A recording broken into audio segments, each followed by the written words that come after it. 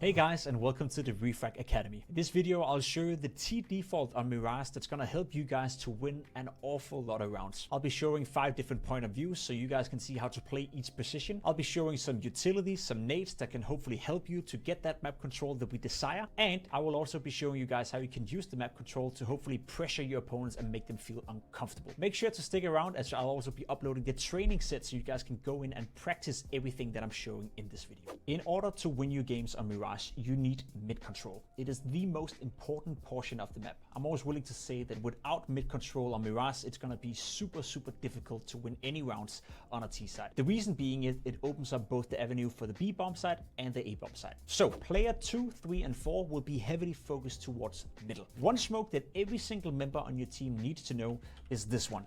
You go into this position, you're aiming above the door frame, you're holding in your D button while doing your jump throw. What that does is, it's gonna put a smoke in window like this. Basically, that means that the CT AWP player that is coming like this cannot spot top middle. So you're taking out this position from the get-go out of T-spawn, and it is mega important. So the smoke right here is one that every single one of you should know how to throw. That will be player 2 every round. Player 2, player 3, or player 4, whoever has the best spawn. The other 2 guys will move up towards middle from the get-go. One player can stand ready with a flash right here to flash out player 4. Let's say player 3 standing right here with a flash. You throw it around this area. That's gonna flash top middle. And then player 4 is ready to go out top middle. If you wanna have even more sure and more wisdom in terms of getting mid control, player 4 can also put down this Molotov from the get-go.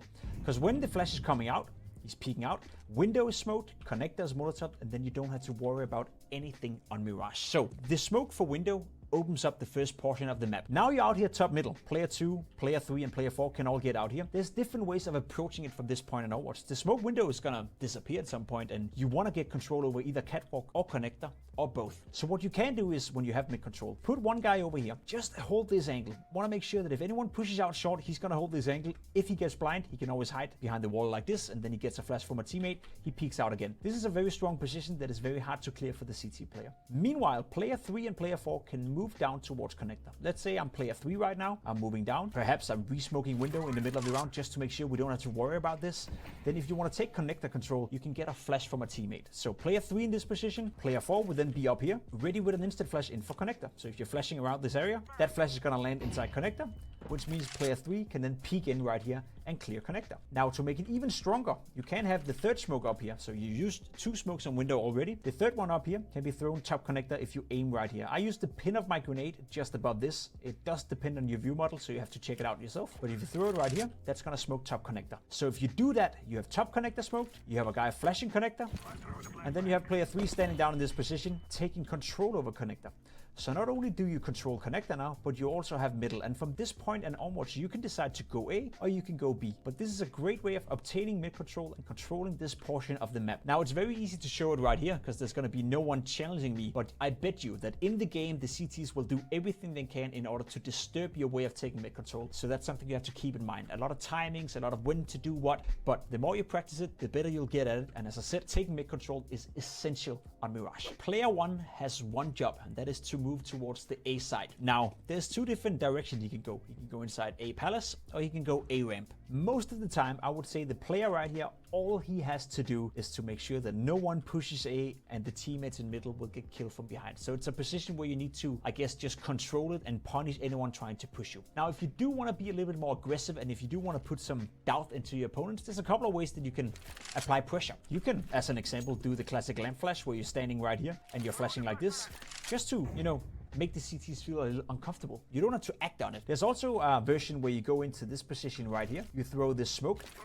That's gonna land as a bit of a information denying for the CT side. You can walk up behind this smoke if you want to. You can also just throw the smoke, but the CTs will have to respect it. At the end of the day, this smoke is just for the purpose of, again, denying control, denying vision, and making the CTs feel slightly uncomfortable. You can hold in different position as well. If I move up right here, hold it like this, or hold it a bit more aggressive. There's plenty of ways of controlling A ramp, but I would say 9 out of 10 rounds, it's a bit of a boring scenario right here, because you're waiting for your mates in middle to do something before you get activated. Player 5 will move towards the B apps. Same concept as with the player on the A bomb side. You just want to take control. You just want to make sure that no one is pushing you on the outside perimeters of the map, so you lose control. Different ways of doing it, because you have to control underpass and you have to control a certain B apps push. One thing I always do is I run into this position, I right hand a flash like this. That's going to be an instant flash.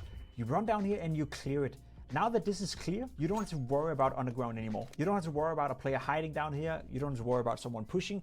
This is clear from the get-go. And then you can just hold BFs. If someone is pushing you from this angle, odds are you'll kill him. You can also stay in underground, hold this off angle if you want to. There's also a different version where you don't clear underground, where you basically just instantly rush in towards this position and you're hiding over here, holding the off angle, making sure that if they nade Molotov deep, you can maneuver around right here so you're not taking any damage. And as the same concept with on the A-bomb side, if you want to apply a bit of pressure, throw a forward smoke like this.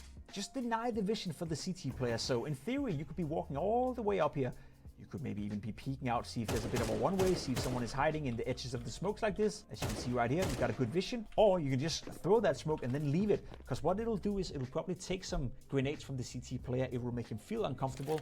And the more you apply pressure, the more uncomfortable your opposition are. And that will result in more rounds over time. So again, a very defensive position that you can play, aggressive or defensively. But your main goal is just to stay alive and wait for the mid control. Now that you know how to run your T default on Mirage, you should jump in and try the training sets, grenades, the timings, everything, so you can figure out how to do it in the game itself.